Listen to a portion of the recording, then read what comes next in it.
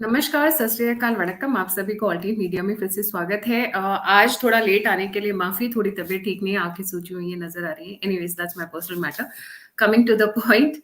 जी, क्या करें अविनाश जी, ऐसा लगता है कि मैं अपने फैमिली मेंबर से बात कर रही हूँ जब मैं चैनल पर आती हूँ। ऐसा लगता है यहाँ पर लोग जो जुड़े हुए हैं वो अपने हैं, तो कभी-कभी सही थोड़ा-सा बात है। डेविएशन हो जाता है। जी, मुद्दा सही है बात है। जुडिशरी का। और अभी आधे घंटे पहले बहुत सारी न्यूज़ ब्रेकआउट हो रही हैं उस पे। एक हम्म। लॉगर हेड्स शुरू हो गया है सेंट्रल गवर्नमेंट और जुडिशरी के बीच में, और ये काफी बड़े स्केल से और काफी दिनों से चल रहा है। ऐसा लग रहा है कि जी। दोनों एक दूसरे के आमने सामने खड़े हो गए हैं। पीछे कुछ दिनों से मैं इस मुद्दे को वॉच कर रही थी और we were keeping a continuous tab.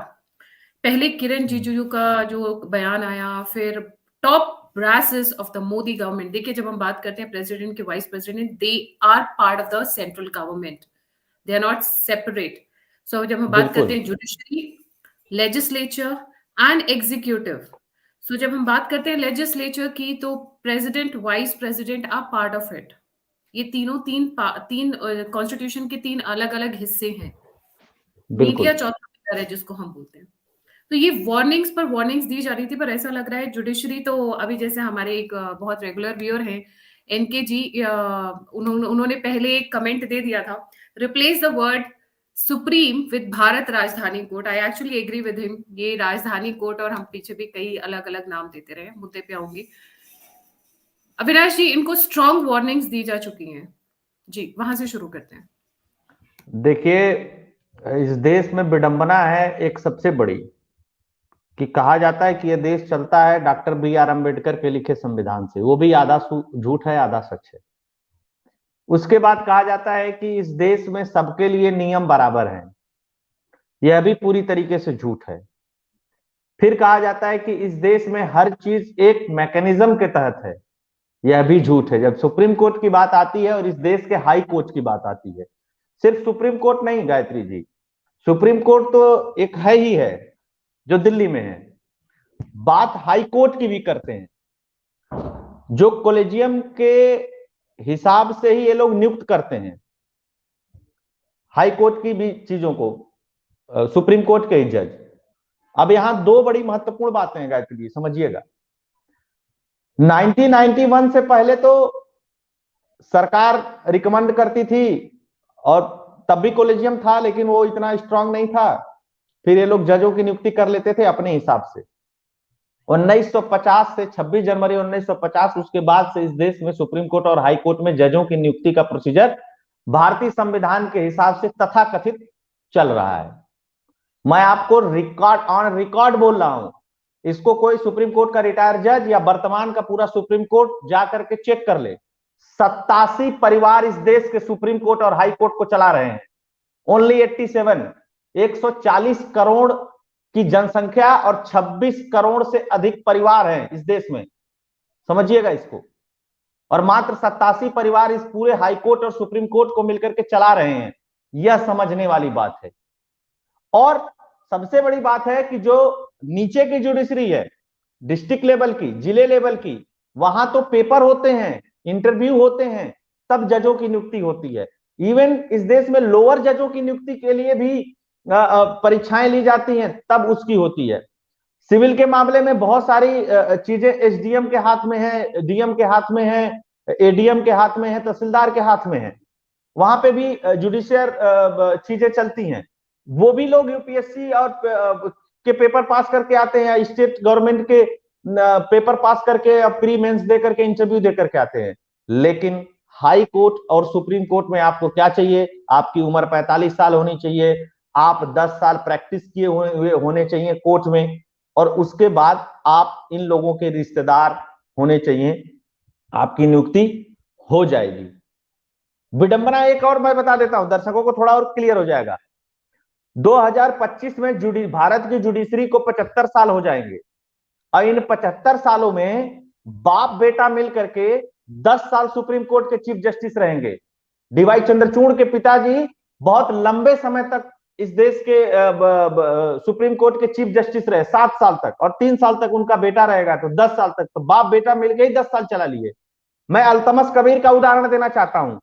वो जिस समय वो 2010-11 की बात है, जिस समय वो भारत के चीफ जस्टिस नियुक्त किए जाते हैं, उसी समय पे उनकी बहन पटना हाई कोर्ट की पटना हाई कोर्ट में जज की नियुक्ति होती है। इस पे प्रश्न भी उठते हैं, कोई भी वो उठा लीजिए आप, रंजन गोगोई से लेकर के और जितने भी आपको जितने भी दिखाई देते हैं, कहिए तो यही करप्शन नहीं है। यहां तक तो ठीक है गायत्री जी कि जजों के जज नियुक्त करते हैं, ये बात खुल रही है, सरकारी वकील भी इनके रिश्तेदार हैं।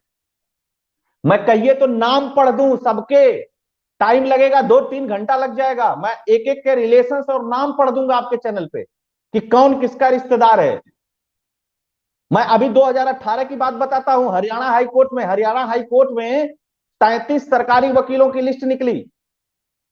समझिएगा, कहने को तो सरकार नियुक्त करती है, कहने को तो वो चीजें नियुक्त करती हैं, मैं सरकार के वकीलों की बात नहीं कर रहा हूं, कोर्ट के अंदर वकीलों की बात कर रहा हूं।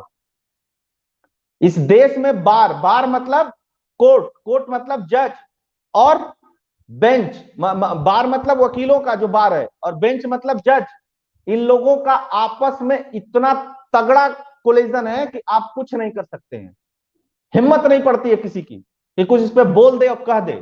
आप समझिएगा, मतलब जो बार एसोसिएशन है, जो वकील साहब लोग हैं उनका, और आप सोचिए कि 60 वकीलों के सामने इस देश के कोर्ट के, सुप्रीम कोर्ट के जज हड़हड़ हड़हड़ कांपते हैं, ऐसे ऐसे, हिम्मत नहीं होती है, हिम्मत नहीं होती है। कहिए तो मैं नाम 2-4 बता देता हूं आपको। राम जेठमलानी जब कोर्ट में खड़े हो जाते थे तो सुप्रीम कोर्ट के चीफ जस्टिस से लेकर के सुप्रीम कोर्ट के जितने जज हैं उनके अंदर हिम्मत नहीं होती थी कि बोल दें, आवाज नहीं निकलती थी। एक बार किसी जज साहब ने कुछ बोलने की कोशिश की तो राम जेठमलानी ने कहा कि 65 साल में आप रिटायर हो जाएंगे, उतनी मेरी उम्र है प्रैक्टिस करने की। चुप हो गए थे जज साहब।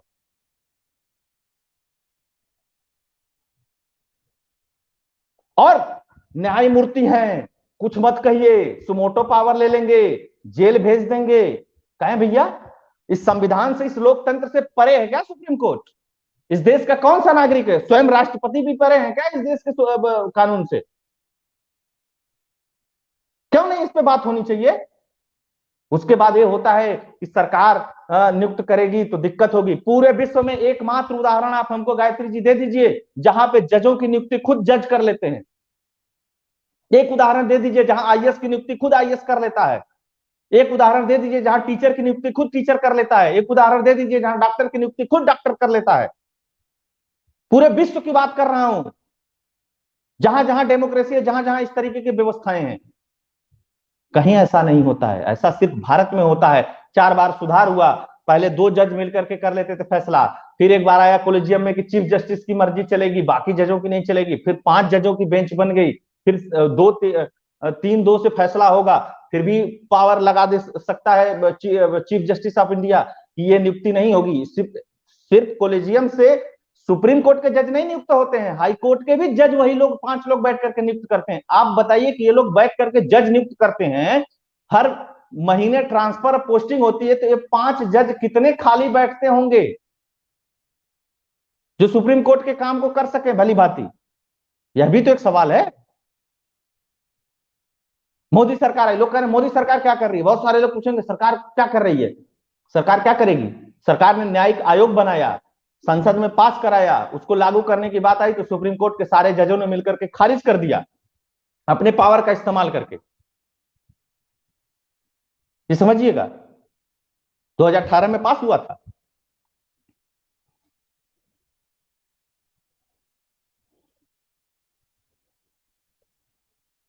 बताइए। है, मैं कुछ नाम बता देता हूं आपको।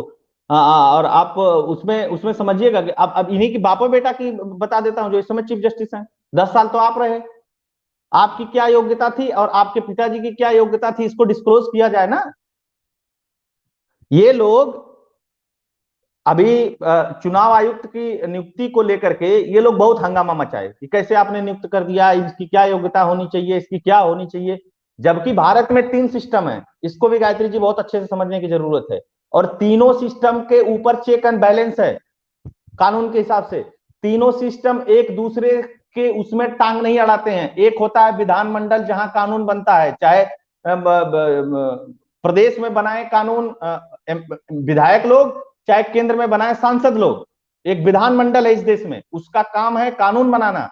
एक होती है न्यायपालिका, जिसका काम है उस कानूनों का इंप्लीमेंटेशन करके न्याय दिलाना, और एक होती है कार्यपालिका, जिसमें ब्यूरोक्रेसी पूरी आती है, नीचे तक के कर्मचारी आते हैं, जिसका काम है कि पास हुए कानूनों का इंप्लीमेंटेशन कराना। और तीनों एक को यह भी निर्देश है कि तीनों एक दूसरे के काम में हस्तक्षेप नहीं करेंगे, तीनों के अपने अपने पावर हैं। लेकिन नहीं, जजों की नियुक्ति कैसे होती है इस पर तुम नहीं बोल सकते, क्योंकि हम लोग भगवान हैं इस देश के। हाँ, सरकार कैसे काम करेगी ये इसमें तुमको टांग अड़ाना है, राजनीति करनी है। ये कह रहे हैं कि चुनाव आयुक्त, चुनाव कमिश्नर की नियुक्ति, चुनाव आयुक्त की नियुक्ति या मुख्य चुनाव आयुक्त की नियुक्ति की योग्यता पूछ रहे हैं। आप बताइए कि तो मोदी सरकार की जरूरत ही क्या है, हटा दीजिए उसको। आप लोग तो बहुत बुद्धिमान आदमी हैं, खुद ही नियुक्त कर लीजिए अपने हिसाब से, अपने रिश्तेदार बुला करके कि तुम प्रधानमंत्री बनोगे, तुम मुख्यमंत्री बनोगे, तुम मुख्य चुनाव आयुक्त बनोगे, तुम सेक्रेटरी बनोगे, तुम इस जिले के डीएम बनोगे, खुद ही नियुक्त कर लीजिए। आपके पास तो योग्यता है ना।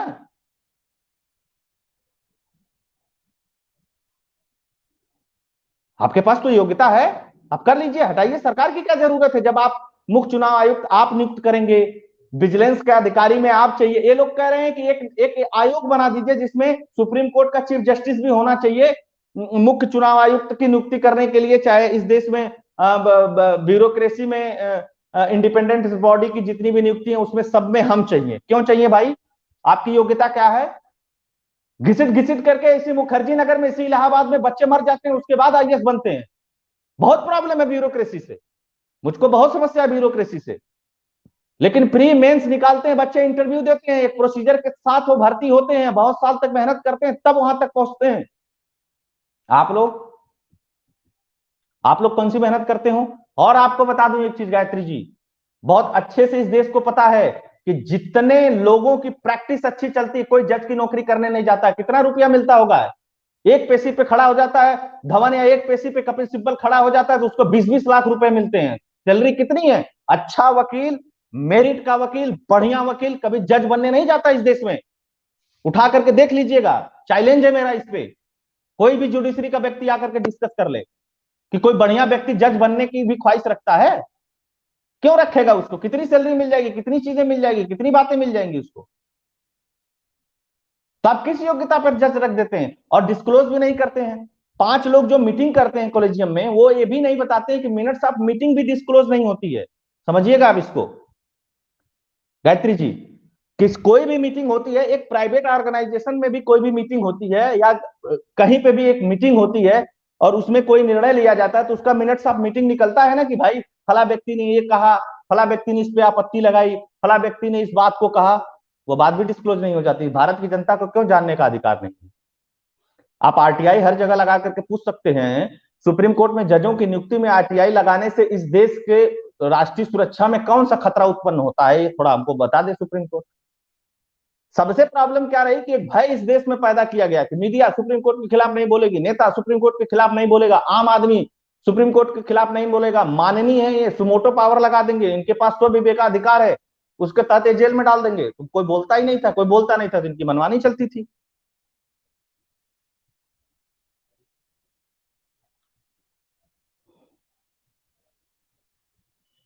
सोचो मतलब कितना है, कितनी चीजें हैं, कितनी बातें हैं। अगर उसको बुलाने लगे जाए, उसको बताने लगा जाए तो मतलब सोच ही लिए कि 2000 आज से 9 साल पहले की खबर है कि जजों के 18 रिश्तेदार सरकारी वकील और निजी प्रैक्टिस भी।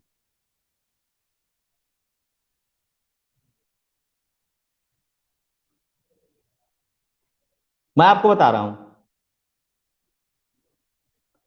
और पंजाब हरियाणा कोर्ट के 18, कांग्रेस सरकार थी इस समय, 9 साल पुरानी बात है। आप समझिएगा इसको। केंद्रीय मंत्री कौन थे? केंद्रीय कानून मंत्री कौन थे इस देश में? कपिल सिब्बल उस समय। अब समझिएगा इसको। भास्कर ने एक खबर लीक करी थी।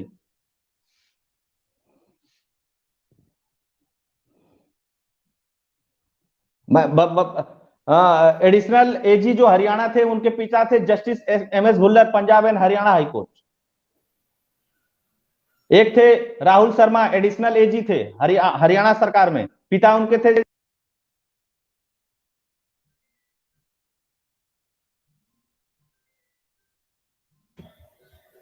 मतलब पूरा का पूरा इन्होंने एक वो बना लिया, खानदानी सिस्टम, तभी बोलते हैं ना चाचा भतीजा जुडिशरी, चाचा भतीजा कोलिजियन सिस्टम। पर अभी अविनाश जी, ये जो आप बातें बता रहे हैं बिल्कुल सही है। अब मैं आपको कुछ एक चीजें दिखाना चाहूंगी, एक वीडियो जो अभी कहा जा रहा है यहाँ से बहुत सारी चीजें शुरू हुई हैं। और अब ये लड़ाई, जब मैंने ये स्ट्रॉन्ग वार्निंग, जब मैं वीडियो बना रहे थे, हम लोग बात कर रहे थे, हमने जब लिंक अपडेट किया उसके 10 मिनट बाद न्यूज ब्रेकआउट हुई है कि पलट कर धमकी दी है जुडिशरी ने। वो क्या धमकी दी है, प्लीज वीडियो के आखिरी तक रहिएगा। मैं एक वीडियो चला रही हूँ जिसको मैं दिखाना चाहूंगी। I hope it works. I don't know why it's not starting also, कुछ तो गड़बड़ है। Okay, there is, I think कुछ नेटवर्क का इशू है। मैं बस पढ़ देती हूँ। The collegium system is alien to the Indian constitution and it's only supreme court in its own wisdom that created a collegium, minister of law and justice. बिल्कुल जी, वही जो आपने बात बोली, ये था। अभी इनको बुलाया गया था कहीं टॉक शो के लिए। मैं उस पर डाल देती हूँ टेलीग्राम चैनल पर। Unfortunately I think there is some issue and it's not starting also. ये तो मैं वीडियो चला देती जिससे आप बिल्कुल सुन पाते एग्जैक्टली वर्ड टू वर्ड कि उन्होंने कहा क्या है। जी जी अविनाश जी। पर अविनाश अब जी, आप एक समझिए। जो आपने बोला, जी जी। बिल्कुल वही बात उन्होंने, मतलब जो उनकी बात है कि सिर्फ भारत में कोलिजियम सिस्टम है। ट्राई एंड अंडरस्टैंड, पूरे विश्व में out of all the 500 and plus countries कहीं पर नहीं है collegium system, including the developed world, except for हमारा देश। अच्छा, एक्सेप्ट एक फॉर बात हमारा। बताइए हमको, एक बात हमको बताइए कि जो इस देश का जो सीनियर मोस्ट 5 आईएएस जो हैं, चाहे वो प्रधानमंत्री के कार्यालय में काम करते हो, चाहे किसी मुख्यमंत्री के कार्यालय में काम करते हो, दिस इज, समझिएगा इसको। Constitution says that the president shall appoint, means government shall appoint the judges of the Supreme Court and High Court in consultation with the Chief Justice. And for the High Court, the Chief Justice of the High Court. Now, when the collegium system was introduced, which is alien to Indian Constitution, but government of that day and now also, we very well respect the collegium system until or unless it is replaced by a better system. मैं आपको गायत्री जी और कुछ बातें बताता हूं, आप इसको consultation समझिएगा। था अविनाश जी, सिर्फ कंसल्टेशन था। मतलब आप सिर्फ उनसे कंसल्ट कर सकते थे, आप उसको फॉलो करो नहीं करो is your choice by government of India. Government of India कौन है? Government of India, the president, the vice president, the prime minister and other people and the coterie of the prime minister, जो उनके बहुत close, जो बोलते हैं एकदम close कूटरी of advisers. देखिए, वो देश के कानून मंत्री हैं, वो संभल संभल के बोलते हैं, उनकी मजबूरी है। मैं आपको और मजेदार बात बताता हूं। 1991 में इन लोगों ने कोलेजियम में बहुत सारे बदलाव किए, फिर उसके बाद थोड़े थोड़े बदलाव किए, जब कोलेजियम के खिलाफ बातें उठने लगी। आप ट्रैक रिकॉर्ड देखिए कि 1950 से किस तरह से जज नियुक्त होते थे। आपको आश्चर्य होगा इस देश में जज कैसे नियुक्त होते थे। में जो आप सब जानते हैं, इस देश में जज ऐसे नियुक्त होते थे कि फोन उठा के कर दिया, डॉक्टर अविनाश क्या आपका बेटा क्या कर रहा है? अरे 10 साल से प्रैक्टिस कर रहा है फला जगह। अच्छा ठीक है, उसका नाम भेज दो, उसका सब डिटेल भेजो, रिकमेंड कर देते हैं।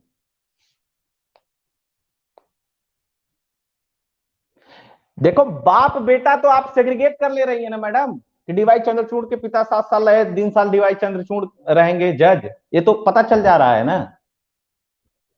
चाचा,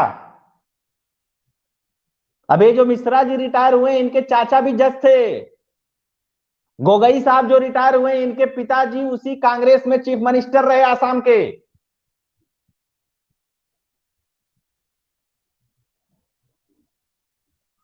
समझिएगा इस बात को। बुआ का लड़का, चाचा का लड़का, दादा का लड़का, मौसी का लड़का, इसका लड़का, उसका लड़का, हमारे बड़े पापा के साड़ू का लड़का, उसके साला, ऐसे भी हैं। उसी को रेक्टिफाई करके मैं बता रहा हूं कि केवल 87 परिवार है जो सुप्रीम कोर्ट हाई कोर्ट मिल करके चला रहे हैं पिछले 75 साल से।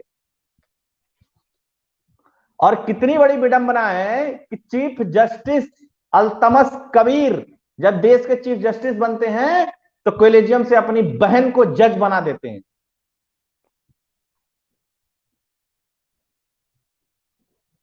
वाह। अगर मान लीजिए इस देश में ब्यूरोक्रेसी का परीक्षा लेने की क्या जरूरत है, बताइए ना। टॉप 5 के जो ब्यूरोक्रेट्स हैं, जो प्रधानमंत्री कार्यालय में काम करते होंगे, या प्रधानमंत्री के सेक्रेटरी होंगे, या चीफ सेक्रेटरी होंगे, या किसी मुख्यमंत्री के सेक्रेटरी चीफ सेक्रेटरी होंगे, वो लोग बैठे और सब प्रदेश से पूछ लें, भैया आपके यहाँ कितना आईएएस चाहिए, कितना आईएएस चाहिए, कितना आईएएस चाहिए। फोन लगाए हैं, भैया क्या है तुम्हारा, हाँ अच्छा 21 साल उम्र पूरा कर लिए हो, बीए बीएससी बीकॉम कोई भी ग्रेजुएट का कोर्स किए हो, ठीक है, आपके ऊपर कोई भी थाने पुलिस में कोई केस नहीं है जी, कोई केस नहीं है, आओ तुम कल से आईएएस, तुम कल से आईएएस हो, नो बड़ी चैलेंज। और सुनिए उससे भी बड़ी विडंबना देखिए, इसी जुडिशरी की विडंबना बताता हूं। लोअर कोर्ट डिस्ट्रिक्ट कोर्ट में पीसीएसजे की परीक्षा पास करके इंटरव्यू दे करके जज बनते हैं, लेकिन इस देश की टॉप जुडिशरी में आपको बनने के लिए कुछ नहीं चाहिए, नथिंग। सोचिए कि चपरासी बनने के लिए, एक तरीके से फॉर एग्जांपल चपरासी बनने के लिए आपको इस देश में पेपर देना है, परीक्षा देना है, उसको पास करना है, लेकिन इस देश के टॉप पे जाने के लिए नहीं करना। आप लोगों को कौन सा स्कैनर लगाए इस देश के माननीय लोग, जिससे स्कैन कर लेते हैं कि यह व्यक्ति एबल है, यह व्यक्ति जज बनने के लिए हर तरीके से दुरुस्त है, कैसे कर लेते हैं? आप तो जज हैं, प्रैक्टिस कर रहे हैं, क्या आप जुडिशरी में जा करके जिसको जज बना रहे हैं वो किस तरीके से वकालत में अपने केस को लड़ता है, उसको आप ऑब्जर्व करते हैं? इतना समय है आप 5 लोगों के पास? आपको पता है रोज अपॉइंटमेंट होता है जज का, डेली, प्रत्येक दिन कोर्ट खुलती है तो सबसे पहले कॉलेजियम का एक टाइम निर्धारित रहता है, रोज बैठती है, क्योंकि कभी इलाहाबाद हाई कोर्ट का कोई ट्रांसफर करना होगा किसी जज का या नियुक्त करना होगा, तो कभी उसकी खंडपीठ लखनऊ का करना होगा, तो कभी दिल्ली हाई कोर्ट का करना होगा, तो कभी खुद सुप्रीम कोर्ट का करना होगा, या किसी की फेयरवेल पार्टी चल रही होगी, या कोई जाएगा कोई आएगा, या कभी बॉम्बे हाई कोर्ट का करना होगा, कभी चेन्नई हाई कोर्ट का, कभी कलकत्ता हाई कोर्ट का। हाई कोर्ट भी तो है देश में बहुत, तो कहीं ना कहीं नियुक्ति की प्रक्रिया चली रही होगी, नियुक्ति नहीं चल रहा होगा तो ट्रांसफर चल रहा होगा, सब कॉलेजियम सिस्टम के थ्रू होता है। तो कॉलेजियम वाले भैया बताएंगे ना इस बात को कि आप लोग बाकी का काम कब करते हो। आप बताइए कि कल को कहा जाए कि टीचर जो है ना, जो सबसे सीनियर टीचर है, वो प्राइमरी के सारे टीचरों की भर्ती करेगा अपने हिसाब से, कोई पेपर नहीं, कोई परीक्षा नहीं, चलने देंगे इस देश में लोग? बोलिए। 60 वकीलों का नेक्सस चलता है हाई कोर्ट में, सुप्रीम कोर्ट में। और मैं आपको बता दूं कि गायत्री जी, आपको विश्वास नहीं होगा कि कोर्ट में कैसे कैसे काम करते हैं लोग। इन लोगों पे ऐसे थोड़ी ना प्रश्न उठ रहा है, पागल नहीं है लोग जो इन पे प्रश्न उठा रहे हैं। जैसे गायत्री जी वकील हैं दिल्ली सुप्रीम कोर्ट में, ठीक है, और कोई ए नाम का जज है, उसके यहां मेरी फाइल गई है, तो मैं किसी को वकील नहीं रख लूंगा, मैं उसको वकील पकड़ूंगा जिसका चेहरा जज ए के सामने चलेगा।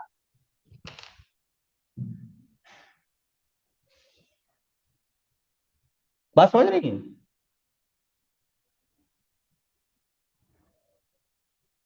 आप जानती हैं चुनाव आयुक्त वाले मैटर पे क्या बहस हुई है कोर्ट में? इस देश के अटॉर्नी जनरल ने कहा कि माननीय आप सीमाओं का उल्लंघन नहीं करिए। वो देश की केंद्र सरकार की तरफ से प्रेजेंट हुए थे अटॉर्नी जनरल का ना, माननीय सीमाओं का उल्लंघन मत करिएगा।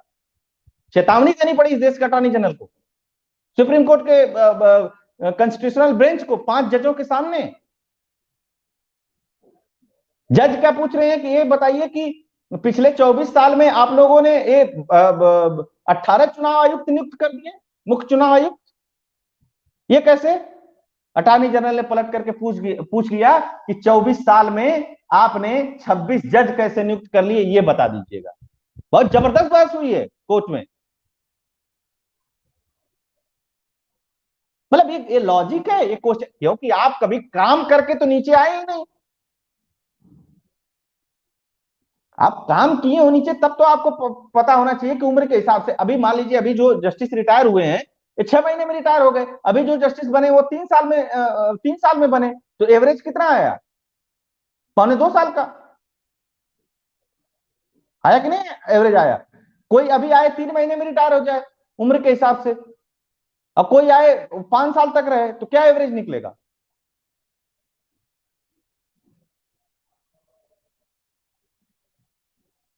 मतलब इस चीज को समझिएगा। मैं आपको बता देता हूं कि सुप्रीम कोर्ट में एडिशनल एजी थे हरियाणा के, उनका नाम था अजय पाल, और उनके पिता जस्टिस प्रीतपाल लोकपाल थे हरियाणा में। मैं एक नाम और बताता हूं आपको, आदित्य सिंह एडिशनल एजी थे हरियाणा में। आदित्य सिंह एडिशनल एजी थे। और justice Alok Singh Uttarakhand high court में उनके ससुर जज थे। उनके ससुर जज थे, दामाद को भी नियुक्ति मिलती है।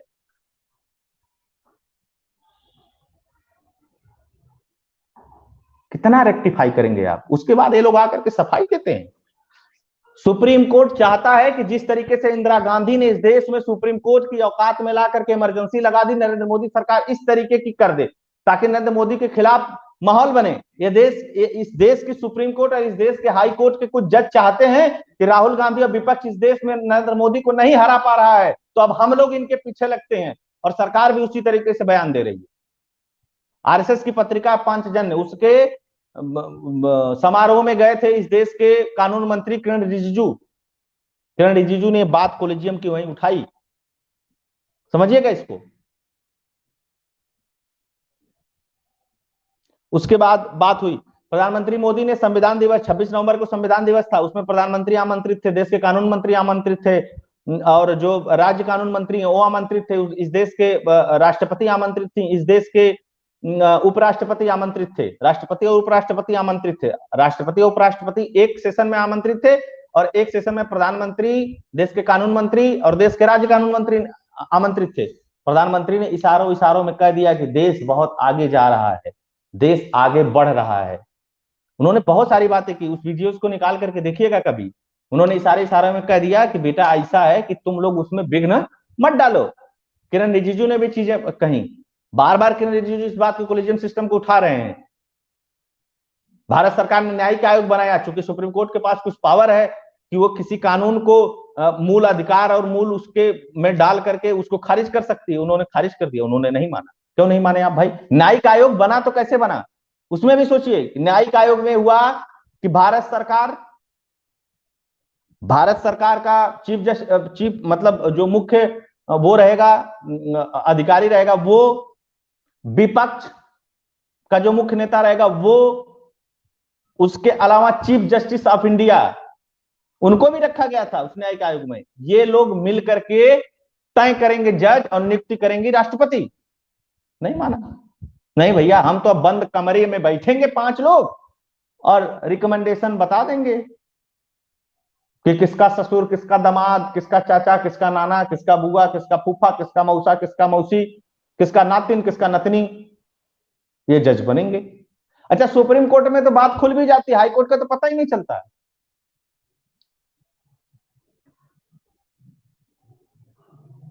आप ये समझ लीजिए, इस तरीके से नियुक्ति होती है।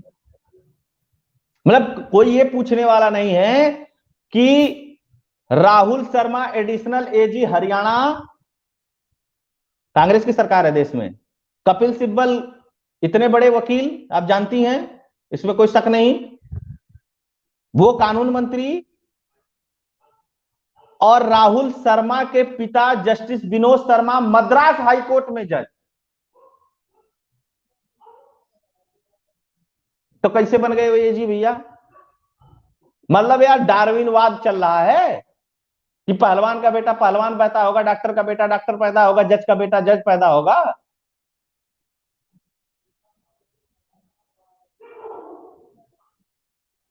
और उसके बाद आप कहते हैं डेमोक्रेसी की दुहाई देते हैं।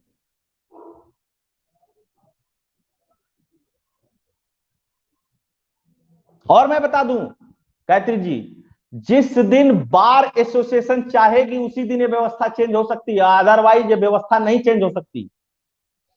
मैं आपको बता रहा हूं, ये बार और बेंच के बीच का साठगांठ है।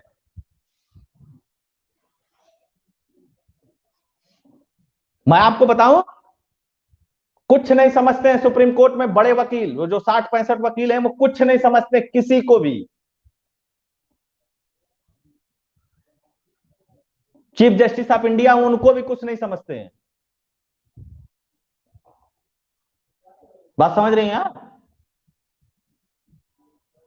सोचिए, राम जेठमलानी कोर्ट में पेश होकर के कह रहे हैं जज साहब 65 में रिटायर हो गया, उससे ज्यादा तो प्रैक्टिस है मेरी। जज साहब चुप, जी सर जी सर जी सर जी sir, yes sir yes sir yes sir yes sir. Ram Jethmalani किसी जज को नमस्ते नहीं करते थे, सब जज उनको नमस्ते करते थे जितने सुप्रीम कोर्ट के जज थे। यार समझ लाइए। इसी तरह बहुत सारे नाम हैं, ये जितने आप बड़े वकील देखते हैं सब ऐसे ही हैं, और सबकी लॉबी है। चेहरा, अच्छा अल्तमस कबीर के यहाँ केस गया है तो कौन सा चेहरा काम करेगा जी? अल्तमस कबीर के यहाँ गया है तो यहाँ पे गायत्री मिश्रा चलेगी, गायत्री मिश्रा को वकील रखो। अच्छा, ये रंजन गोगोई के यहाँ गया है केस तो कौन चलेगा? डॉक्टर अविनाश चलेंगे। ये ठीक है, ये ठीक है, इसका ट्यूनिंग है, ऐसे चलता है। ये मैं कोई नई बात नहीं बता रहा हूं, आप किसी सुप्रीम कोर्ट के वकील से पूछ लीजिएगा, वो बता देगा।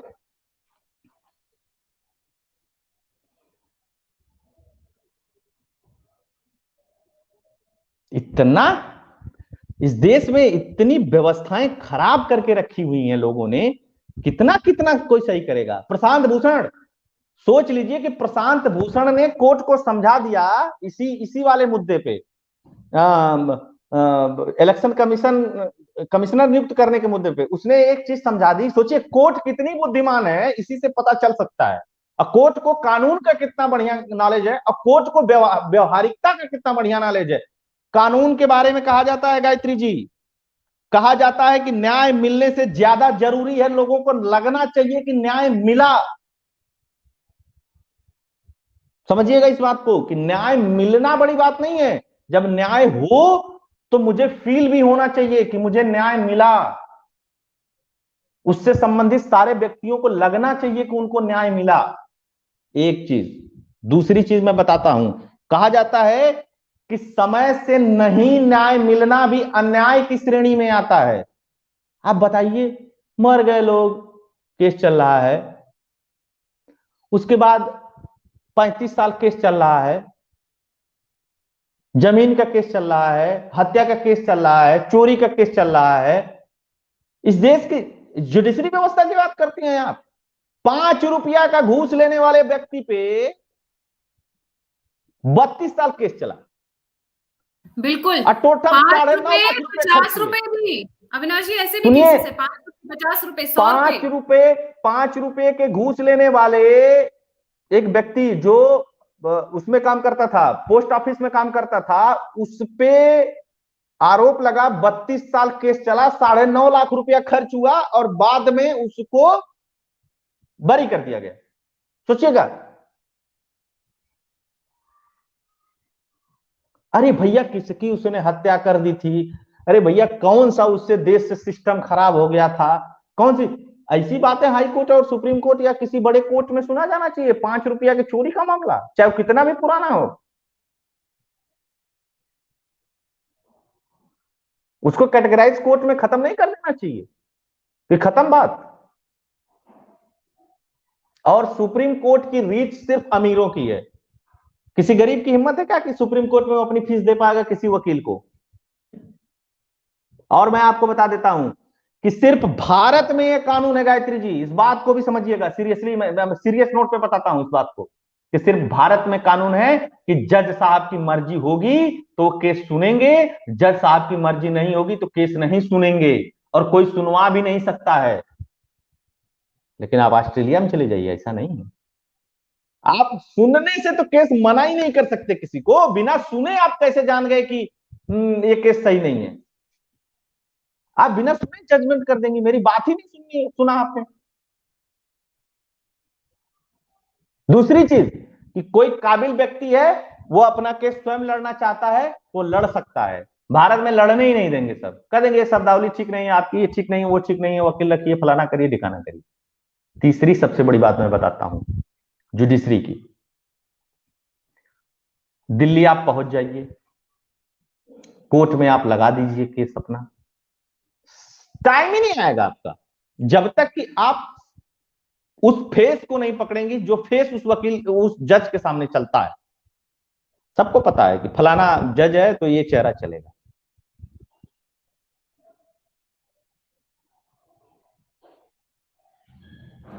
बहुत इस बुरे तरह से हालात चलेगा है। इस देश का संविधान, इस देश से बहुत चले, बुरे इस तरीके से हालात चलेगा इस देश का कोर्ट।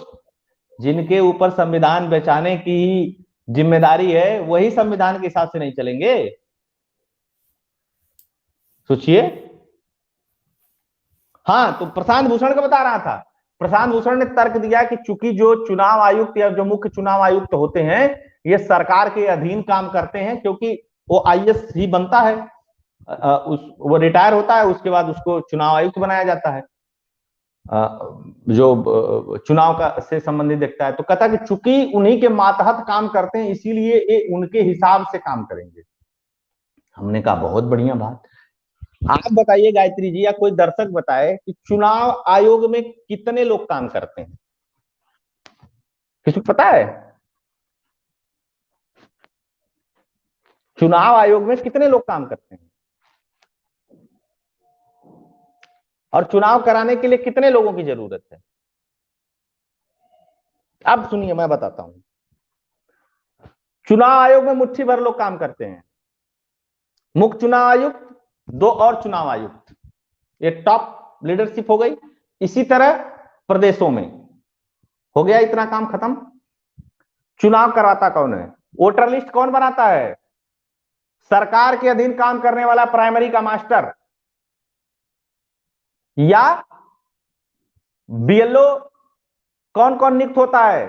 प्राइमरी स्कूल का टीचर बीएलओ नियुक्त होता है, या आंगनवाड़ी की कोई कार्यकर्त्री बीएलओ नियुक्त होती है, जो वोटर लिस्ट में संशोधन और सुधार करती है। ठीक। जब चुनाव आता है तो जितने भी ब्यूरोक्रेसी है, मतलब टॉप से आईएएस, आईपीएस, आईआरएस जितने हैं, यही चुनाव आयोग बन जाते हैं। सेक्टर मजिस्ट्रेट ये बनते हैं। काउंटिंग भी यही कराते हैं, जो सरकार के अधीन काम करने वाले लोग हैं। ठीक है।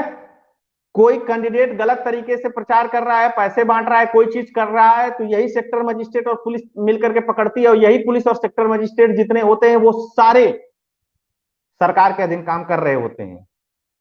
जस्ट 10 दिन पहले, जस्ट 15 दिन पहले काम कर रहे होते हैं।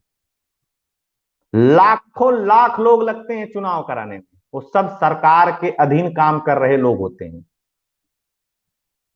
आप बताइए, आजमगढ़ में गड़बड़ी करनी है तो चुनाव आयुक्त क्या कर लेंगे दिल्ली बैठ के, चाहे लखनऊ बैठ के? वो तो डीएम साहब कर लेंगे। जो एसडीएम साहब पोलिंग बूथ पे सेक्टर मजिस्ट्रेट की नौकरी कर रहे हैं, जो प्राइमरी का टीचर वहां काम कर रहा है, जो वोटर लिस्ट बना रहा है, वो तो सरकार के अधीन ही काम कर रहा है गुरु। उसको कैसे बदल देंगे? प्रशांत प्रदूषण को इतने बात समझ में नहीं आती, और जज साहब लोगों को समझा भी दिया। जज साहब लोग, कभी आप उस प्रोसीजर में रहे हो, इलेक्शंस को पूरी तरीके से वॉच करते हो, समझते हो कि चुनाव आयोग काम कैसे करता है, हाउ टू हैंडल इलेक्शंस, तब तो आपको पता चले। आप बैठ गए वहां, राजा साहब हैं आप, आपकी नियुक्ति में भी कभी एक क्वेश्चन नहीं पूछा गया, आपने कभी पेपर पे 2 क्वेश्चन सॉल्व नहीं किया, और आप जज बने हैं क्योंकि आपके यहाँ का कोई जज रहा है, आप रिकमेंड किए गए हैं। अब बताइए कि क्या इस देश में अलग से प्रशांत भूषण और सुप्रीम कोर्ट जिस तरीके से बात कर रहा है, उससे एक बात सवाल पूछना चाहिए कि क्या आप लोग 40-50 लाख लोगों की चुनाव आयोग की अलग से नियुक्ति करेंगे, जिसके हेड रहेंगे चीफ जस्टिस ऑफ इंडिया?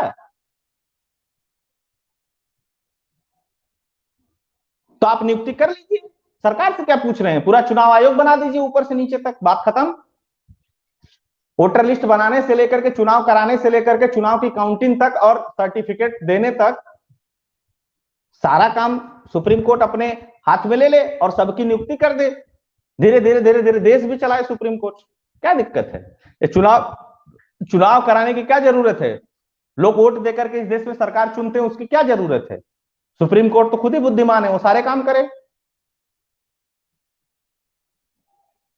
नहीं तो जितनी भी इस तरीके की नियुक्तियां हैं सबको टॉप 5 लोगों को दे दिया जाए कि टॉप 5 आईएएस जो है आज से सारे आईएएसओ की नियुक्ति करेंगे, टॉप 5 पीसीएस जो हैं वो सारे पीसीएसओ की नियुक्ति करेंगे, टॉप 5 डॉक्टर सारे डॉक्टरों की नियुक्ति करेंगे, टॉप 5 मास्टर सारे मास्टरों की नियुक्ति करेंगे, टॉप 5 वाइस चांसलर सारे वाइस चांसलर की नियुक्ति करेंगे। दैट्स इट, प्रॉब्लम ही खत्म है। आप ही क्यों भैया लाभ उठाएंगे? सबको दे दीजिए। सेना के 4 टॉप मोस्ट लोग सेना की सारी भर्ती करेंगे, वही बताएंगे कि कौन कर्नल बनेगा।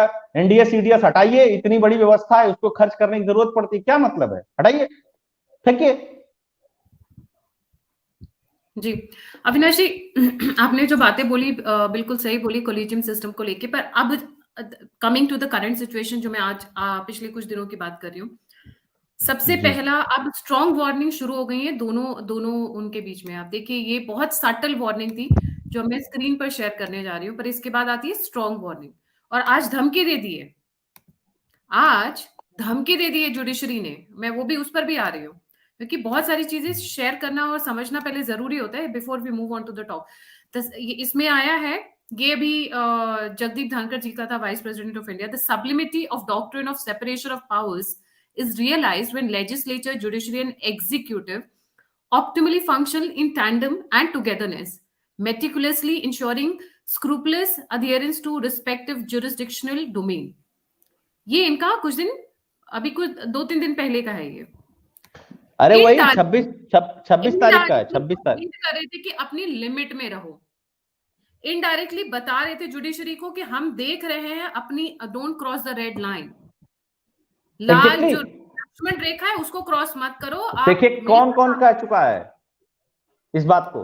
कानून मंत्री, इशारों में प्रधानमंत्री, राष्ट्रपति द्रौपदी मुर्मू भी कह चुकी हैं, उपराष्ट्रपति जगदीप धनखड़ जी भी कह चुके हैं, और सॉलिसिटर जनरल ऑफ इंडिया भी कह चुके हैं, अटॉर्नी जनरल ऑफ इंडिया। तीनों लोग इस बात को कह चुके हैं कि सुप्रीम कोर्ट अपनी हद में रहे, और सुप्रीम कोर्ट चाह रही है कि टकरा जाएं। सुप्रीम कोर्ट को सुप्रीम कोर्ट से कॉलेजियम सब मतलब नहीं है, उनको मतलब है कि मोदी को हटाने के लिए कौन सी एक ऐसी चरस बोई जाए इस देश में कि लोग माने कि हाँ भाई मोदी तो अब सुप्रीम कोर्ट और हाई कोर्ट को भी कंट्रोल करना चाहते हैं। और आज सुप्रीम कोर्ट ने क्या कहा है? देश के कानून मंत्री किरण रिजिजू के कॉलेजियम सिस्टम पर टीवी पे बैठ करके की गई टिप्पणी को सुप्रीम कोर्ट ने खारिज कर दिया है। मतलब देश के कानून मंत्री है जो वो उसकी टिप्पणी को आप खारिज कर देंगे और मान लिया जाएगा। मतलब ये आप लोग चाहते हैं क्या कि सेना आए और सुप्रीम कोर्ट से उठा करके सीधे जेल में डाल दे आप लोगों को? ये स्थिति चाह रहे हैं, इंदिरा गांधी वाली स्थिति चाह रहे हैं इस देश में। ये है ताकि उसके बाद बोला जाए कि मोदी तानाशाह हो गए, मोदी ने इमरजेंसी लगा दी।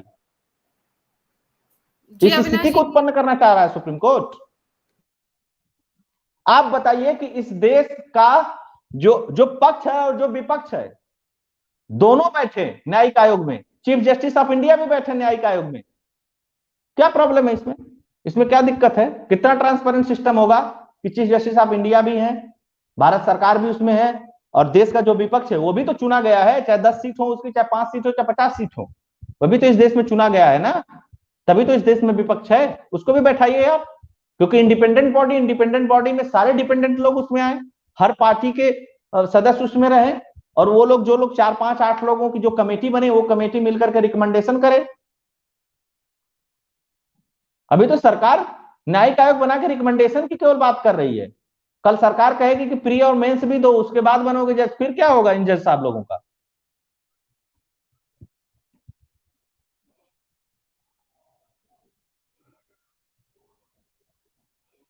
जी अविनाश जी, आज ये सीधे सीधे धमकी दे दी है इन्होंने।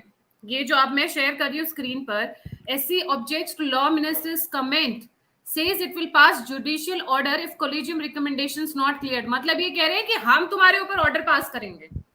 मतलब अब ये पार्लियामेंट से भी ऊपर हो गए हैं। कोलिजियम सिस्टम मतलब ये कह रहे हैं जो हमने लिख कर दिया है, देखिए जो हमने सीधे सीधे बनाया है, मैंने आप एक लाइव उसको किया मान था। जाओ, नहीं माने तो हम अब आपके ऊपर भी लॉ एंड ऑर्डर पास करेंगे। देखिए मैंने अपने वेरी क्लियर टर्म्स। देखिए मैं आपको बता रहा हूं, मैंने अपने चैनल पे की फैक्ट पे इस पे एक लाइव किया था। चाह रही हैं, टकराव हो रहा है, मोदी सरकार और सुप्रीम कोर्ट टकरा रही हैं आपस में, और चूंकि इस देश का विपक्ष मोदी को नहीं हटा पाया तो सुप्रीम कोर्ट ने अब ये सुपारी ले ली है कि हम हटा देंगे। इनको ये नहीं पता है कि एक ढेले की इज्जत नहीं रह गई है सुप्रीम कोर्ट की इस देश में। इस देश के प्रधानमंत्री एक बात और बोलते हैं, 26 नवंबर को इस देश का जब संविधान दिवस मनाया जा रहा था, इस देश के चीफ जस्टिस के सामने ही और जजों के सामने ही कहते हैं कि इस देश के प्रत्येक युवा को इस देश का कानून जानना चाहिए, संविधान जानना चाहिए, बहुत सारी प्रॉब्लम खुद ब खुद सॉल्व हो जाएगी। समस्या यह है कि हम सिस्टम को जानते नहीं है गायत्री जी। आप दूसरी बात मैं बताता हूं, इस देश में आरक्षण को लेकर के इतनी सारी बातें होती है ना, लेकिन हाई कोर्ट और सुप्रीम कोर्ट में आरक्षण के मुद्दे पे तो कोई बोलता ही नहीं इस देश में। चाहे चंद्रशेखर रावण हो जो इस समय मीम भीम के मसीहा बने हो, चाहे खुद असदुद्दीन ओवैसी हो जो खुद बैरिस्टर साहब कहलाते हैं, या मायावती हो, या खुद जो कांग्रेस के इस समय खड़गे साहब बने हैं चीफ अध्यक्ष, वो हो, चाहे कोई भी व्यक्ति, क्यों नहीं बात करता है? सुप्रीम कोर्ट और हाई कोर्ट में आरक्षण की बात क्यों नहीं करता है? कम से कम छेड़ना तो चाहिए, जो होगा नहीं होगा, कभी बात तो करिए उस पर। नहीं, समस्या है। और सुप्रीम कोर्ट को ही तिलमिलाहट है, अरे बाप रे बाप, ये तो हम लोगों का राजशाही थी, इसमें सरकार हस्तक्षेप कर रही है, और सरकार कुछ नहीं कर रही है, सरकार सिर्फ नंगा कर रही है सुप्रीम कोर्ट। आज सरकार ने नहीं बोला होता, सुप्रीम कोर्ट रिएक्ट नहीं करती, तो मैं और आप बैठ करके डिस्कस नहीं करते, मैं आप डिस्कस नहीं करते, तो इसको 10-5 हजार 20-25 हजार लोग देखते नहीं और समझते नहीं, क्योंकि वो तो मसीहा, अरे भाई माननीय माननीय, उससे नीचे तो बात ही मत करिए। रिटायर होने के बाद भी, रिटायर होने के बाद भी सबके में मानने लगे चाहे ना लगे, जज साहब लोगों में लगाना जरूरी है, नहीं तो पता चलेगा कि इनका बेटा जो जज है वो बुला लेगा आपको कोर्ट में।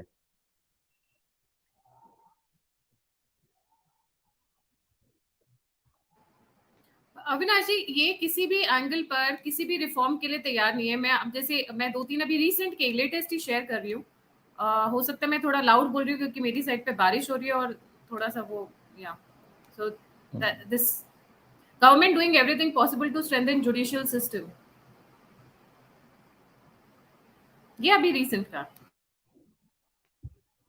ये फोटो उसी दिन की है, 26 तारीख की, संविधान दिवस की।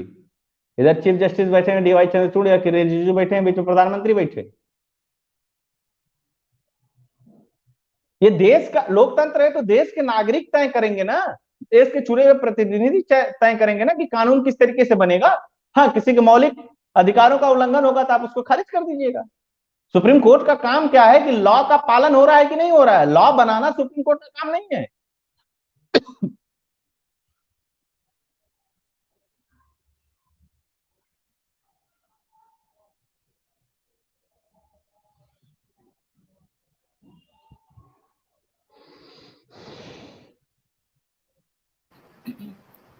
जी अविनाश जी, हम अब वाइंड अप करने की तरफ चलते हैं। जाने से जी, पहले जी। मैं एक वीडियो जो अभी द्रौपदी मुर्मू का है, आई होप आप लोग मेरी आवाज सुन पा रहे हो क्योंकि यहाँ पे आवाज बारिश बहुत तेज है तो वो टेंस से आवाज बहुत ज्यादा आ रही है। जानते हैं, मैं एक छोटी सी गांव से आई हूँ जहाँ कोई भी ऐसी जो पैदा हुई थी, जन्म ली थी 1958 में, वहाँ कोई भी ऐसे सुविधा नहीं थी। गांव के लोग ये 3 लोगों को भगवान मानते थे, टीचर, डॉक्टर और लॉयर्स। टीचर को ओडिया में एक प्रोवर्ब कहते हैं, गुरु को नो मानी बनोरो गुरु ही न साक्षात ईश्वर। गुरु एक मनुष्य नहीं है, ये साक्षात ईश्वर है। और डॉक्टर को भगवान मानते थे, क्योंकि वो जीवन दाता है। डॉक्टर और लॉयर्स के पास कितने टाइम लोग जाते हैं जो अब परेशान में होते हैं, दुख में, परेशान में। जिंदगी या उनके पास जो भी हो, धन दौलत जमीन जो भी जायदाद देने को लिए तैयार हो जाते हैं कि हम लोग परेशान से थोड़ा पार करो।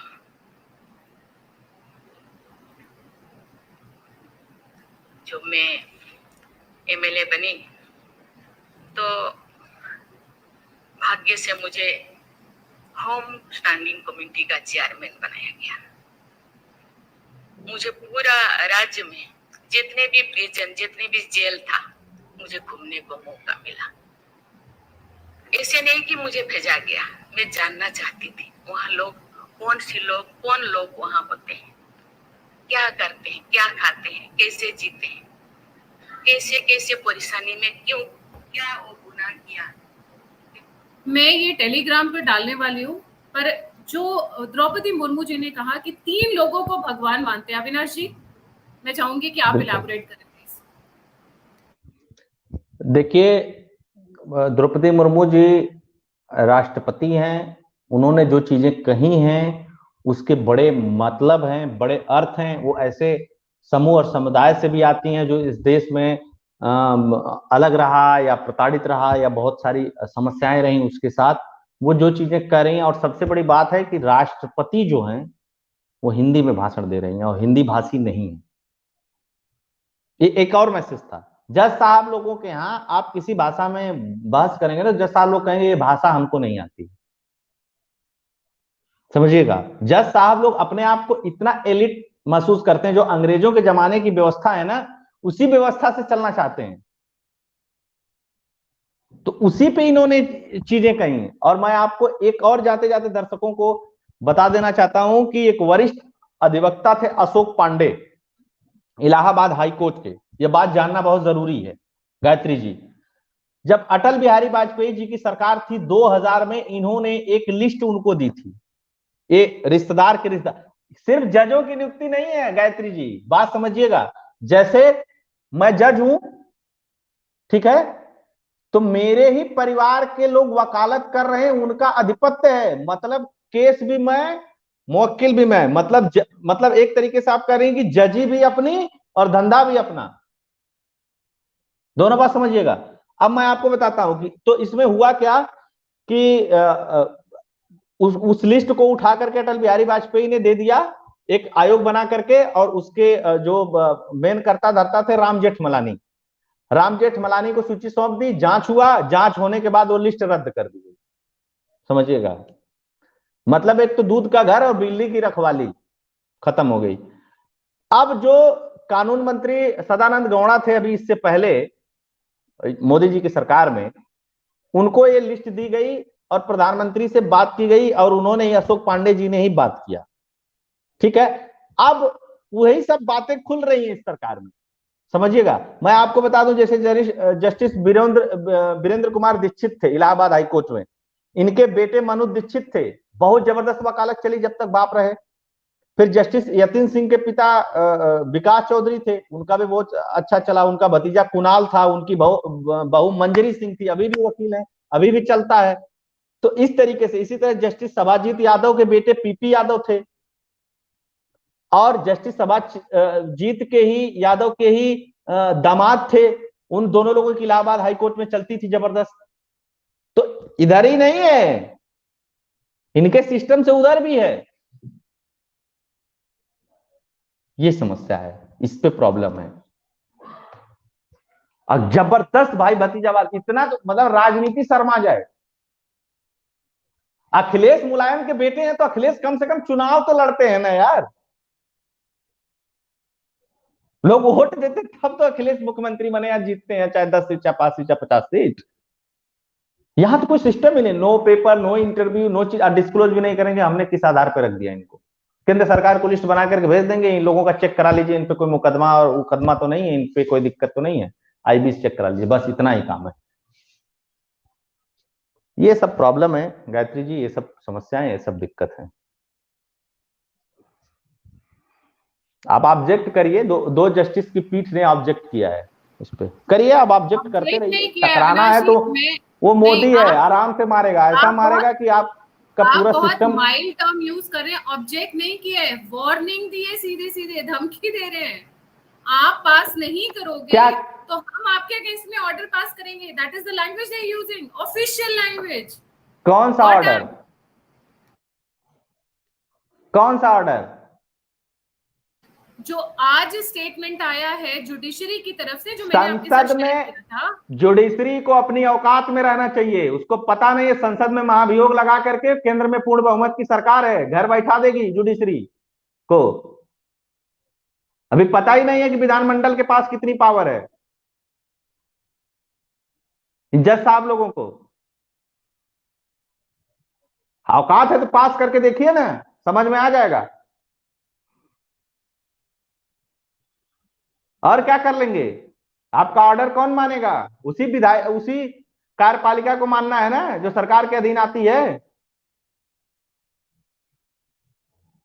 कि आप इस देश के सेना से लेकर के पैरामिलिट्री से लेकर के पुलिस लेकर सबको कंट्रोल कर लेंगे क्या?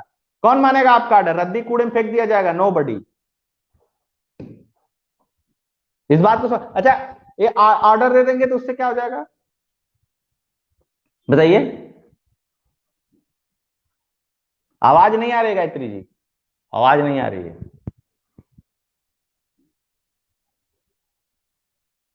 अपनी बेइज्जती करा रहे हैं अविनाश जी, और कुछ नहीं। ये कॉन्फ्रंटेशन की स्टेज अच्छी नहीं है भारत के लिए। सबसे पहली बार इंदिरा गांधी ने इन सबों को औकात बताई, ठीक है, वो इमरजेंसी लगी, एक दिक्कत थी।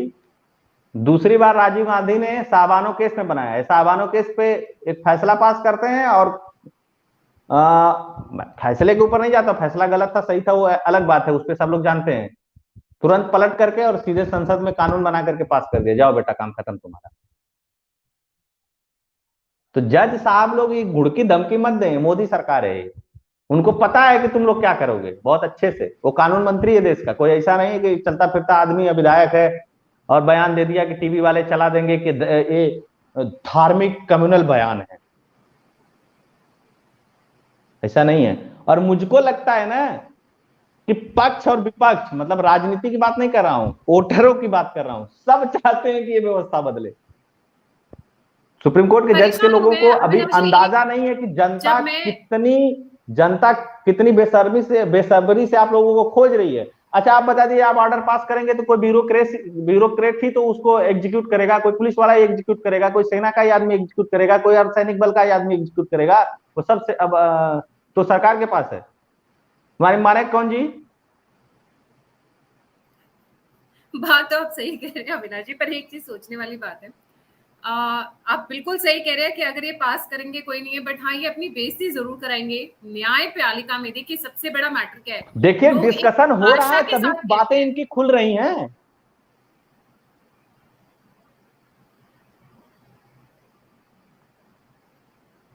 कि लोग बहुत आशा के साथ कहते हैं हम सुप्रीम कोर्ट तक जाएंगे। आप भारत देखिए, जब भी कोई भी कानून बनता है किसी भी देश में, तो उस देश की वर्तमान समस्या, उस देश की संस्कृति, उस देश के कल्चर, उस देश के क्लाइमेट, उस देश की व्यवस्थाओं के हिसाब से सोच करके कानून बनता है।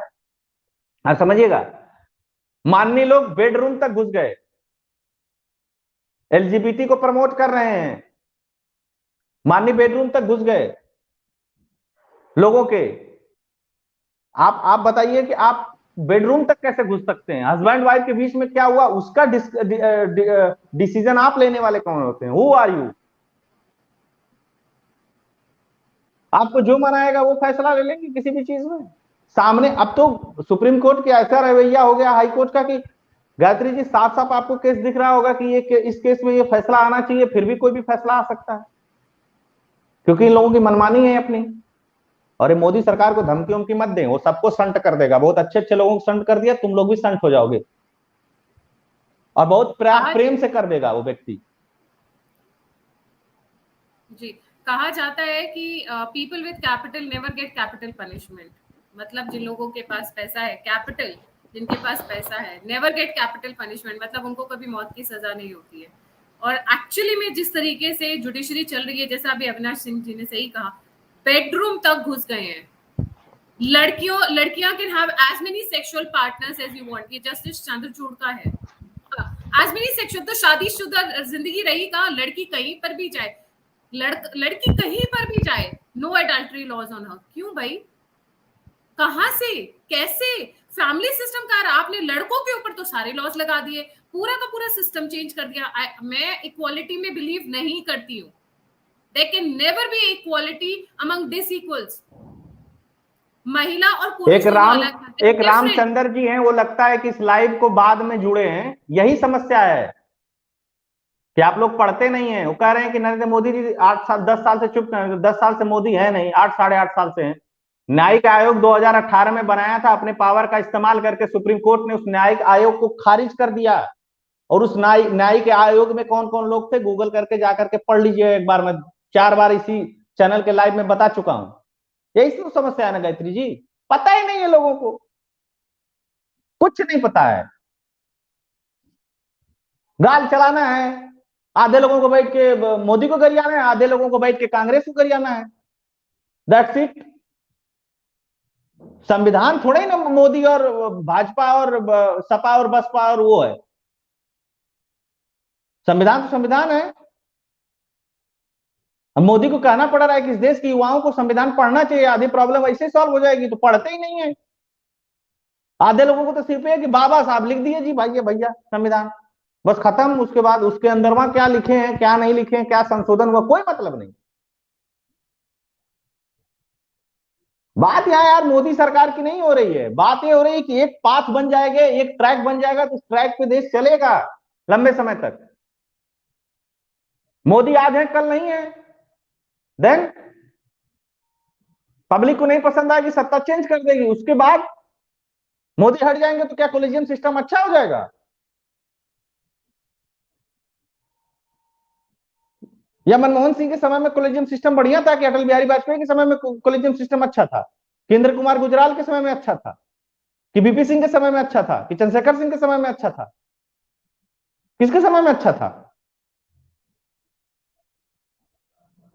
समझिए चीजों को यार, बारीकी माइन्यूटरी से इस चीज को समझिए कि प्रॉब्लम क्या है। ये कह देना कि ये सरकार क्या कर रही थी, वो सरकार क्या कर रही थी, सरकार क्या करे, इंदिरा गांधी की तरह इस देश में इमरजेंसी लगा दे, सह पाओगे? इस देश के लोग तैयार हैं, और 2-4 लोगों के तैयार होने से 140 करोड़ लोगों की प्रॉब्लम नहीं सॉल्व हो जाती है। अविनाश सिंह की प्रॉब्लम 140 करोड़ की प्रॉब्लम नहीं हो सकती है, या मेरा सोल्यूशन 140 करोड़ का सोल्यूशन नहीं हो सकता है। It's a problem. आप अधिकार की बात करेंगे इस देश में, कर्तव्य की बात कोई नहीं करता है। आप किसी से शादी कर लिए, अधिकारन वो आपकी पत्नी है, लेकिन पत्नी के साथ कर्तव्य आपका क्या है, या पति का कर्तव्य क्या है, उसको भूल जाते हैं लोग। देश के कानून में हमको ये अधिकार मिला, ये तो ठीक है, लेकिन उसके सापेक्ष कर्तव्य की जब बात आती है तो उसको लोग भूल जाते हैं। ये समस्या है गायत्री जी। और जब तक इन सब प्रॉब्लमों को एड्रेस नहीं किया जाएगा, इन सब प्रॉब्लमों को जब तक दूर नहीं किया जाएगा, तब तक चीजें ठीक नहीं होंगी। अरे जज, ऐसा नहीं है कि देश में जितने जज हैं सब कॉलेजियम से नियुक्त होते हैं। लोअर कोर्ट और डिस्ट्रिक्ट कोर्ट के सारे जज स्टेट एग्जामिनेशन पास करके, इंटरव्यू पास करके, मिनिमम योग्यता रख करके 5 साल प्रैक्टिस करके आते हैं। वही व्यवस्था ऊपर क्यों नहीं होनी चाहिए?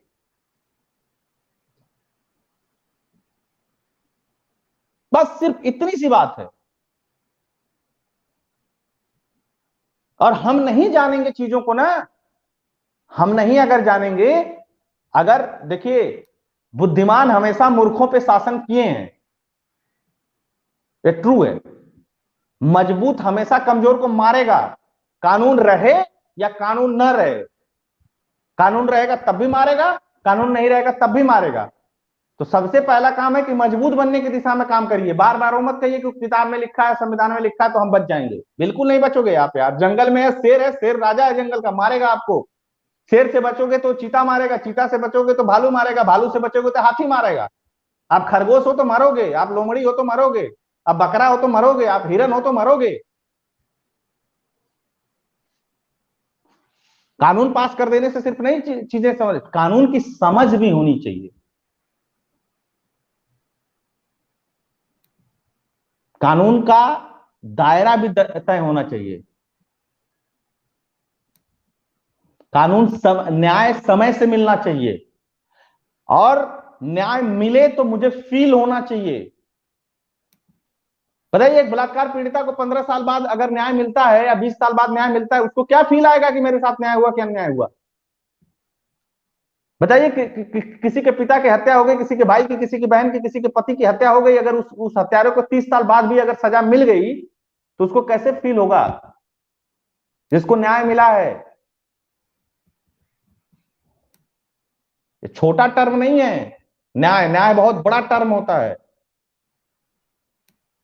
लेकिन क्या किया, पावर दे दिया, पावर दे दिया तो सब चाचा भतीजा ताऊ दामाद सब भरने लगे, बेटा बिटिया। एक एग्जांपल है। अच्छा, जो मैं बता रहा हूं ये तो कोई ऐसी बात नहीं है ना कि पर्दे के पीछे छुपी हुई बहुत गूढ़ बात बता रहा हूं, न्यूक्लियर वेपन की तरह।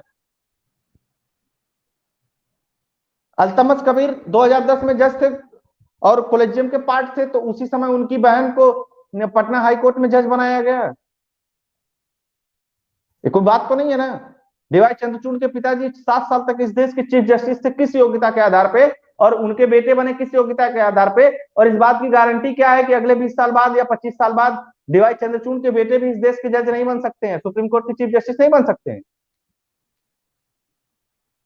तो यही मतलब हुआ ना कि राजा का बेटा राजा बनेगा, राजा का परिवार राजा बनेगा।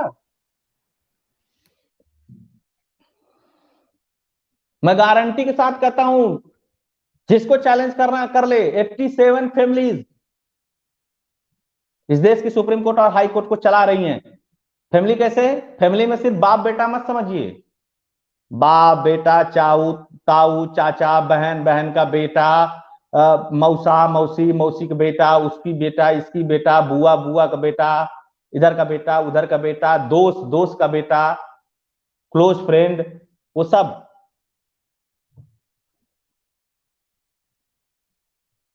ये चला रहे हैं। इससे अगर देश की जनता हैप्पी है तो मोदी क्या प्रॉब्लम है? किरण रिजिजू को कौन सी प्रॉब्लम है बताइए ना, कि किरण रिजिजू इस चीज के लिए लड़ रहे हैं। व्यवस्था चल ही रही है ना, आज से तो चल ही रही है, नई नई व्यवस्था तो है नहीं।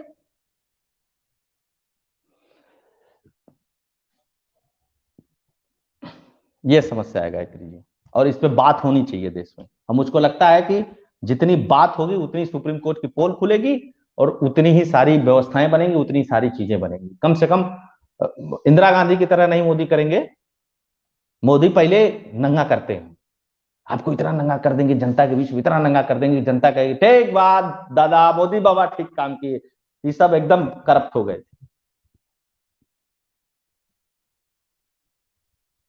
Power of people. बिल्कुल, डेमोक्रेसी में यही होता है ना। जनता ने मोदी को चुना है तो मोदी कहते हैं कि भैया जनता ये भी बताओ कि इनका क्या करें। तो भैया क्या हुआ मोदी जी, काहे इनके पीछे पड़े हो? अरे भैया ये लोग ऐसे नियुक्ति करते हैं, ये लोग ऐसे व्यवस्था चलाना चाहते हैं, ये लोग ऐसे ऐसे चीजें करना चाहते हैं। तो जनता कहे अच्छा ठीक है ठीक है ठीक है ठीक है ठीक है ठीक है। फिर हम जैसे आप जैसे लोग बैठ करके टीवी पे अन्य यूट्यूब चैनल्स पे और लोग बैठ करके इस पे डिस्कस करेंगे, इस पे डिबेट करेंगे, जनता और जानेगी, वो इससे बात करेंगे, वो उस पे आगे बात करेंगे, वो वीडियो शेयर करेंगे, वो लोग समझेंगे कि समझिए पूरी व्यवस्था को। तो जानते जानते जब सब लोग जान जाएंगे। देखिए अविनाश जी, हम लोग में से कितने कम लोग जानते थे जुडिशरी के बारे में, कोलिजियम सिस्टम के बारे में। देखिए हम लोगों ने पढ़ा था इसलिए हम जानते थे, बट अब जनता जानती है। एक बहुत बहुत फनी से चलते हैं जेम्स ऑफ कोर्ट, सार्कास्टिक, उसमें चलता क्या है, आज जुडिशरी ने बोला कि 2 साल की लड़की के साथ गलत हुआ, उस अपराधी को सिनर्स फ्यूचर। ये पहले ही हमें पता नहीं होता था। लड़की कुछ भी कर रही है लड़के के साथ, उल्टा सीधा मोदी कुछ बाबा भी हो रहा है, 26 तारीख को और भी काम किए। था। मोदी बाबा एक काम और किए क्या कि ऑनलाइन ऐप और मैनेजमेंट और वो उसके जुडिशरी का पूरा ऐप लॉन्च कर दिए हैं और लाइव स्ट्रीमिंग की व्यवस्था कर दिए हैं। जज साहब लोग बतियाते कैसे हैं, वकील साहब लोग, तो नहीं पता तो चले जनता को भी, है ना। अच्छा एक बात, बहुत सारे तो वीडियोस आते भी हैं जज साहब लोगों के, आप लोग देखते होंगे। तो अब जज साहब लोगों के भी लैंग्वेज पे कंट्रोल है, जज वकील दोनों की धमकी भी रिकॉर्ड होगी कि कौन किसको धमका रहा है, ये भी पता चलेगा आम पब्लिक को। इससे भी कोर्ट को बड़ी समस्या है। कहे भैया न्याय क्यों 15 लोग बैठ करके कमरे के अंदर ले लेंगे बैठ करके। कितना बढ़िया महानता से कोर्ट काम करती है कि डिस्ट्रिक्ट कोर्ट कह देगी कि भैया इसको फांसी दे दो क्योंकि ये गड़बड़ आदमी है, तब तक हाई कोर्ट कह देगी नहीं इसको उम्र कैद में तब्दील कर दो, तब तक सुप्रीम कोर्ट जाते जाते कहेगा इसको छोड़ दो कोई बात नहीं। आप सोचिए कि मैं अब एक फैसला मुझको अभी अभी याद आ गया गायत्री जी, और दर्शकों आप इसको आइडेंटिफाई करिएगा और आप लोग इसका निर्णय करिएगा कि यह फैसला कैसा था। मैं इस फैसले के ऊपर कुछ नहीं कहूंगा, मैं केवल फैसला याद दिला देता हूं। अभी इसी साल का एक फैसला है बॉम्बे हाई कोर्ट का, एक महिला कहती है कि जब तक स्किन टू स्किन टच नहीं होगा तब तक मोलेस्टेशन नहीं माना जाएगा।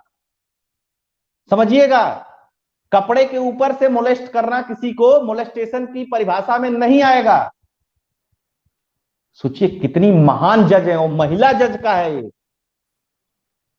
आप इसको सोचिएगा, इसको एग्जाम करिएगा, इसको समझिएगा कि कपड़े के ऊपर से अगर किसी को मोलेस्ट किया जाता है तो उसको मोलेस्ट नहीं माना जाएगा जब तक कि स्किन से स्किन टच नहीं होगी। वाह रे वाह, वाह रे देश के जज, वाह रे देश के जजमेंट। तो वो भी महिला जज कह रही है इस बात। आप समझ जाइएगा उनका आईक्यू लेवल कितना अच्छा होगा, वो कितनी बढ़िया पढ़ाई की होंगी। अब पता चलेगा कि वो भी किसी जज के रिश्तेदार हैं। थोड़ा टाइम लगेगा मुझको खोजने में डेटाबेस में, मैं बता देता कि फलाने जज के रिश्तेदार हैं। ये है गायत्री जी, इस पे जनता निर्णय करेगी कि क्या करना है, क्या समझना है, क्या सोचना है। जी थैंक यू अविनाश जी। आज का सेशन मैं आई एम श्योर मेरे व्यूअर्स को बहुत पसंद आया है। और मैं ये बता रही हूँ कि आगे तकरीबन हम जुडिशरी में तकरीबन अवॉइड करती रही हूँ, बट जुडिशरी को छोड़ना गलत हो जाएगा। जिस तरीके के जजमेंट्स दे रहे हैं, जिस तरीके से ये 87 फैमिलीज और कूटरी बना लिए इन्होंने, ये गलत हो जाएगा। तो हम जुडिशरी को धीरे धीरे कवर करते रहेंगे। जी बिल्कुल। ये हमने जो बातें कही हैं, हम किसी को ब्रिंग डाउन करने के लिए, नजरें गिराने के लिए नहीं। कुछ अच्छे जजेस भी होंगे, आई एम श्योर। अरे हो सकता है कि नोटिस भी आ जाए हम लोगों के पास। हम लोग अब फर्क नहीं पड़ता है जज लोगों से। आपको लगता है? भाई देखिए जैसे कैसे कह दिए हमको अविनाश जी, जिस दिन मैंने जब मैं अपने व्यूअर्स को, अब कुछ लोग जुड़े हुए, 1000 लोग के आसपास जुड़े हुए, मैं एक चीज बोलूंगी। जब मैंने शुरू किया था यूट्यूब चैनल, तब मैं फेस नहीं दिखाती थी, वॉइस ओवर के साथ करती थी। मैं एक फुल टाइम जॉब में थी, मेरे लिए बहुत मुश्किल हो जाता था, तो मैंने चैनल बंद भी कर दिया था और मैंने फिर दोबारा शुरू किया, तकरीबन 9 महीने बाद दोबारा शुरू किया था। फेस के साथ आई थी, लाइव से आना शुरू किया था। जिस दिन मैंने वो शुरू किया था उस दिन मैंने ये चीजें समझ ली थी कि कभी हो सकता है मुझे FIR भी आए, कभी मेरे अगेंस्ट में केसेस भी आए, तो अब मुझे उससे फर्क नहीं पड़ता है, कोई फर्क नहीं पड़ता है। आप भेज दो, आप जितना भेजोगे मैं उतना और आपको नंगा करूंगी। मैं वर्ड यूज कर रही हूँ, भेजो, जिसने भेजना है भेजो। चैलेंज तो करिए कि हम गलत कहाँ हैं, हम गलत कहाँ हैं, आप चैलेंज तो करिए। हम उसी वक्त फिर आपकी जो है ना, क्या बोलते हैं, आपके जो मुर्दे भी हैं उनको भी उखाड़ कर लेकर आएंगे। मैं उनमें से नहीं हूँ जो डर जाती हूँ। बोलिए कि जिसको इन भेजना लोगों भेज राजवाड़ा की तरह थोड़ी चलेगी कोर्ट देश की। संविधान के दायरे में वो भी है, और इस देश का जो संविधान है उससे ऊपर ना सुप्रीम कोर्ट है, ना उससे ऊपर राष्ट्रपति है, ना उससे ऊपर प्रधानमंत्री है, ना उससे ऊपर कोई नहीं है। संविधान में संशोधन जनता से चुने हुए लोग करते हैं, ये बात समझिएगा। जो जनता ने जिनको चुना है, संविधान में संशोधन वही करेंगे, जज साहब लोग नहीं करेंगे। वह उस संविधान विधानमंडल द्वारा बनाए हुए संविधान की रक्षा करने की जिम्मेदारी जज साहब लोगों पे है। जो काम दिया गया वो तो हो नहीं रहा है, तुमको जजों की नियुक्ति भी करना है, तो भैया एक पूरा विभाग बना लो ना, एप्लीकेशन लाइए। हाँ 10 साल हो गया आपको, किसके बेटे हैं, अच्छा अरे वो तो मेरे बहुत अच्छे मित्र, चलो तुमको जज बना दो, बताओ कहाँ बना दूं, इलाहाबाद हाई कोर्ट में बना दूं, उत्तराखंड में बना दूं, अरे नहीं रांची में बना देता हूं तुमको। चलो ठीक है, रांची ठीक नहीं रहेगा, गुजरात चले जाओ, मोदिया बहुत परेशान करता है, वहां पे जाके 10-5 फैसला इधर उधर का दे दो, नहीं होगा ना? बिल्कुल, एक्सेप्शंस होते हैं, बट उन एक्सेप्शंस के बारे में नहीं, हम जनरल ट्रेंड्स के बारे में बात कर रहे हैं। तो जिसको मिर्ची लगी, इसका मतलब चोर की दाढ़ी में तिनका, भेजना है भेज दो, हम तैयार हैं।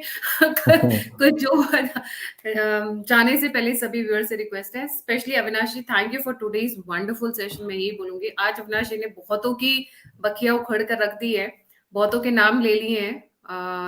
जिसको मन करे वो इसका शॉर्ट्स बनाकर भेज दे, मुझे कोई प्रॉब्लम नहीं है, हमें कोई प्रॉब्लम नहीं है। हम तो जब यहाँ बैठे थे तो हम तैयार होकर मेंटली बैठे हैं कि आज नहीं तो कल हो सकता है कुछ हो, तो हम उसकी तैयारी के साथ बैठे थे। जी, bring it on, you know. So thank you so much. हम इस पे कंटिन्यू रखेंगे आगे भी, और जाने से पहले सभी व्यूअर्स से रिक्वेस्ट है, please don't forget to like subscribe. Avinash ji का चैनल है की फैक्ट, उसमें बहुत अच्छी एनालिसिस करते हैं, मेरे साथ पर सबसे अच्छी करते हैं, ऑफ ऑल द चैनल्स ही विजिट्स मेरे साथ सबसे अच्छी करते हैं जी। Don't forget to like subscribe and share की फैक्ट यूट्यूब चैनल, और मेरे चैनल को भी प्लीज आप अपना प्यार और सहयोग देते रहिए। डेफिनेटली अगर आप कंट्रीब्यूट करना चाहते हैं, और जितना हो सके प्लीज कंट्रीब्यूट करें कि मैं इसको सस्टेनेबल बना सकूं। मेरे को और कोई खर्चा नहीं होता है, इंटरनेट का खर्चा बहुत मारता है मुझे यहाँ पर। आप लोग क्योंकि बहुत 1000 रुपए महंगा में है, ठीक बात। अबंडेंट लेते हो, जरा अफ्रीका के रेट पता करो आप लोग, मैं बोल रही हूँ, गूगल करो कितना लगता है महीने का अनलिमिटेड लेने में, आप लोगों की हवाइयां उड़ जाएंगी। So please help me make it sustainable. और इसी के साथ जय हिंद, जय श्री राम, हर हर Mahadev. Thank you Avinash ji.